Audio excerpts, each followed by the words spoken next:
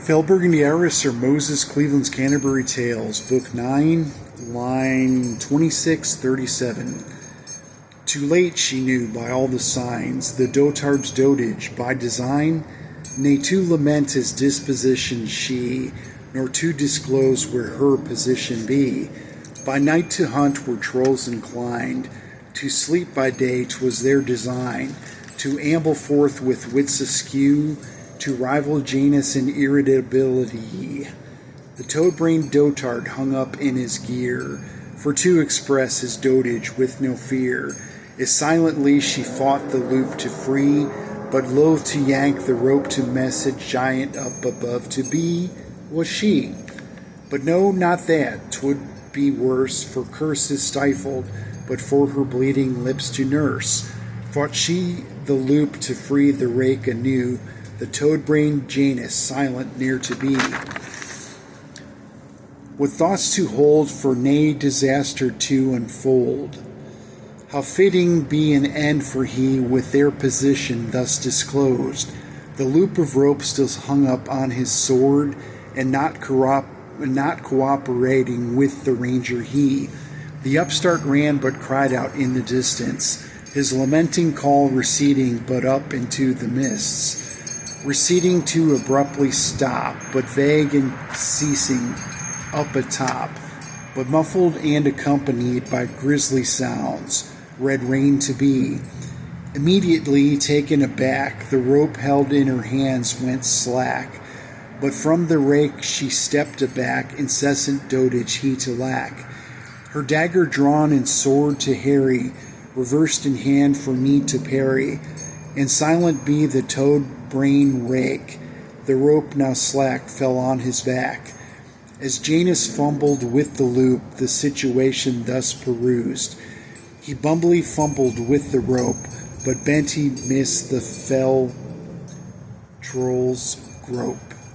His ass but bent before the troll, in better light 'twould thus be droll.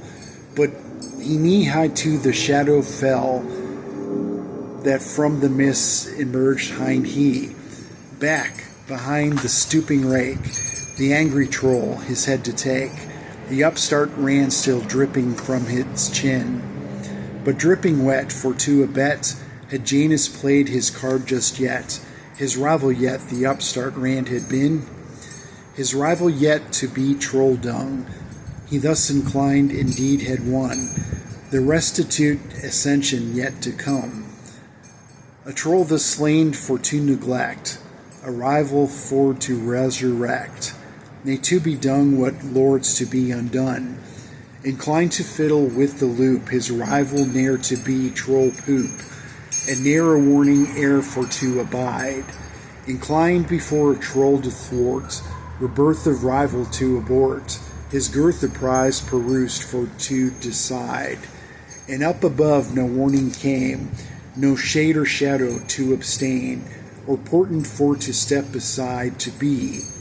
For with no warning came the giant, in service ere to be compliant, though from the troll a pound of flesh sought be. Of wishes wary be compliant, of wishes granted thus reliant, a pound of flesh the troll's desire true. What wish thus fell with fate to call, the troll thus bound indeed be thrall. A ton of flesh upon his head was due. A ton of flesh upon his head, he really most sincerely dead. For thus the reason trolls indeed be spurned. For most sincerely they be ceased, but one-way trolls to keep deceased. A fate for ire this one indeed had earned, and lamp oil he was not to lack among the things kept in his pack. The tinder troll to kindle, flint and steel, with flint and steel to sell the tale, lest it recoup both fit and hail, to put to fire a troll for fate to seal. 5:30:26. Love you all. Hope you have a good night. Really tired. Apologies for the slurs. Have a nice night, and thanks for listening.